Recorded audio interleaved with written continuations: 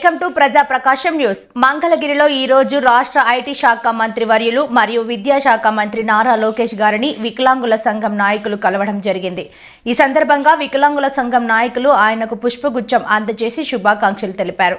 ఈ సందర్భంగా వారు మాట్లాడుతూ ప్రతి కార్యకర్తకు పేరు పేరున ధన్యవాదాలు తెలుపుతున్నామని అన్నారు.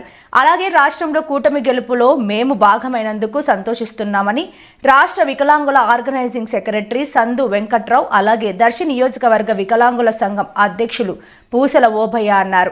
ఈ కార్యక్రమంలో యనుమల ఏడుకొండలు ఈ కార్యక్రమంలో పాల్గొని లోకేష్ బాబుకి శుభాకాంక్షలు తెలపడం జరిగింది.